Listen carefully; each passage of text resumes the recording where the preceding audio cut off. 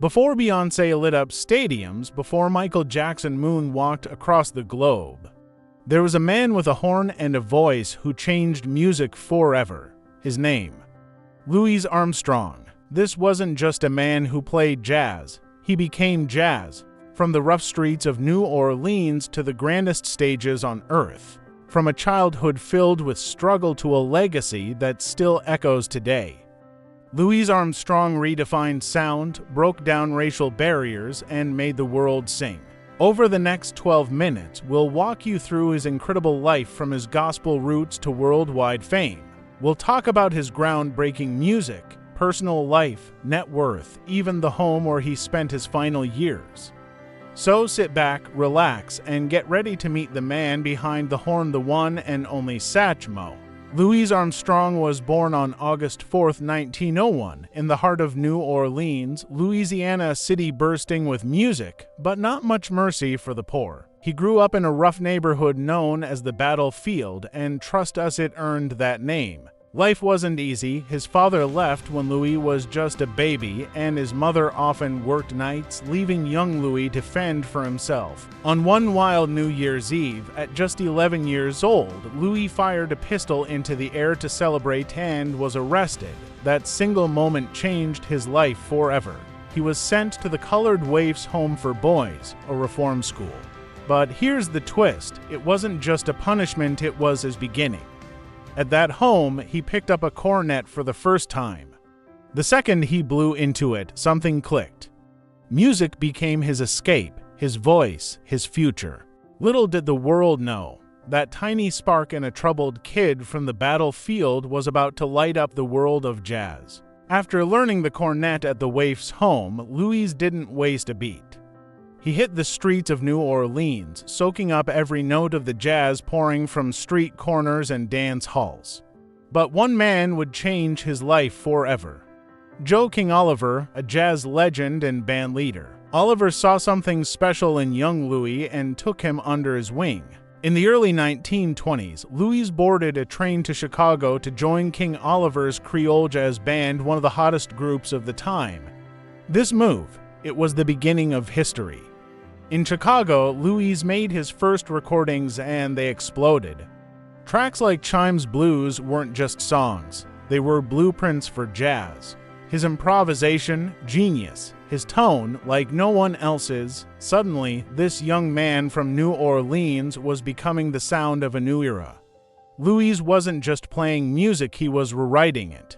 By the mid-1920s, Louis Armstrong wasn't just a name, he was a movement. He stepped out as a band leader, forming the legendary Hot Five and later the Hot Seven. These weren't just bands, they were laboratories of innovation where jazz evolved in real time. Louis brought something fresh to the game, the solo. Before him, jazz was mostly group improvisation. But Louis stepped forward, his trumpet blazing, his soul pouring through every note. And then came the birth of something totally new, scat singing. One recording session, he dropped his sheet music, so he improvised, not on trumpet but with his voice. It was playful, wild, and brilliant, just like Louis. Signature songs like What a Wonderful World, a soothing anthem of hope, Hello, Dolly, which knocked the Beatles off the #1 chart spot in 1964, and of course, When the Saints Go Marching In became not just hits but historic.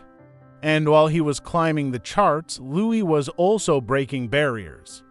At a time when black performers were kept out of many venues, Louis pushed through with talent so undeniable, even racism couldn't silence him. By the 1950s and 60s, Louis Armstrong was more than a jazz legend, he was a global icon. He sold over 100 million records, an unheard of number at the time for any jazz musician. And in a groundbreaking moment, Louis became the first African-American artist to host a sponsored national radio show. At a time when racial segregation still ruled much of America, he was a voice heard coast to coast. His legacy didn't go unnoticed. Louis received the Grammy Lifetime Achievement Award, a tribute to a man who transformed not only music but culture itself. But he didn't stop at music. Louis lit up the silver screen, starring in classic films like High Society and Hello, Dolly. His charisma was magnetic, and directors knew it. And then came the tour over 60 countries, from Africa to Asia. During the Cold War, Louis was more than a musician. He was a cultural ambassador for the United States.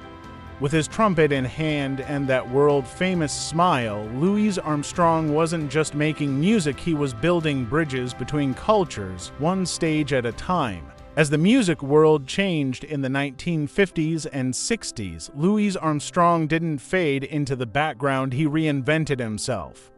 He blended jazz with popular music, reaching brand new audiences. Then in 1967 came a song that would become his signature. What a Wonderful World. It wasn't just a hit, it was a global anthem. Its gentle message of peace and beauty touched hearts across generations, especially during the tense Vietnam War era. Even as his health declined, Louis kept performing.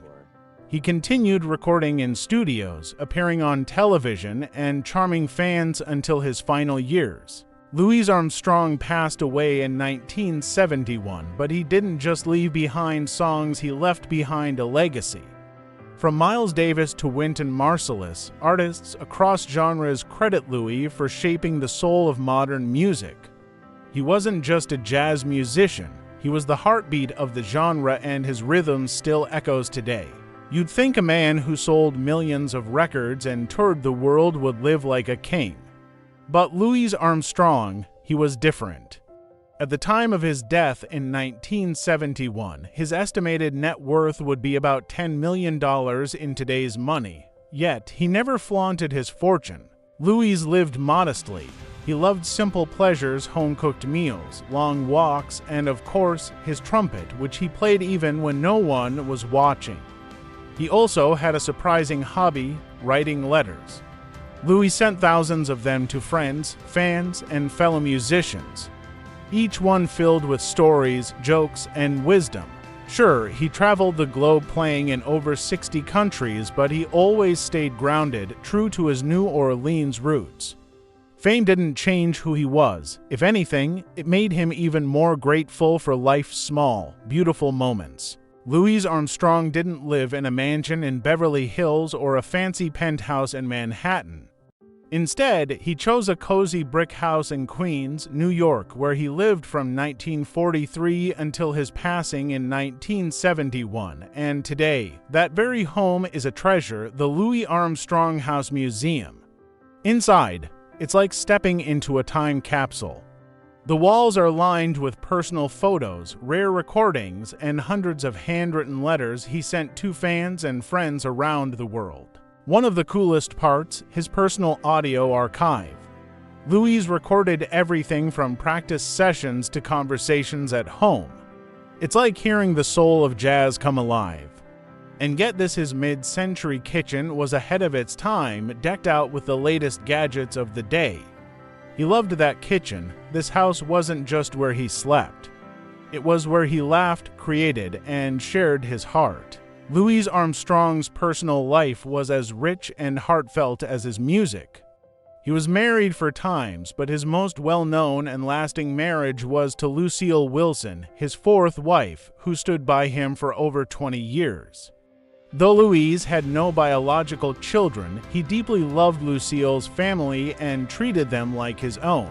He was famously private, yet those close to him knew his warm, humorous spirit, always ready with a joke or a smile. Beyond music, Louis was a passionate letter writer. He penned thousands of letters filled with witty jokes, music notes, and personal reflections, a glimpse into the heart of a man who gave so much through both his trumpet and his words. Louis Armstrong wasn't just a musical pioneer, he was also a quiet but strong supporter of civil rights. When the Little Rock crisis shook America in 1957, Armstrong boldly criticized President Eisenhower for not doing enough to protect black students integrating schools. He believed deeply in the power of music to break down racial barriers and used his global fame to promote unity. Beyond words, he donated to youth music programs and schools, helping give young people the tools to find their own voice. Through his international tour, Louis became a symbol of hope and integration, showing the world how music could bring people together, regardless of race or background. Louis Armstrong passed away on July 6, 1971, at the age of 69, leaving behind a monumental legacy. His death sparked massive tributes worldwide, reflecting the deep love and respect fans and fellow musicians held for him. Today, his spirit lives on through the Louis Armstrong Educational Foundation, which supports music education and keeps his memory alive. From jazz to pop and soul, his influence echoes in the sounds of countless artists across generations. Simply put, Louis Armstrong didn't just change music, he changed the world.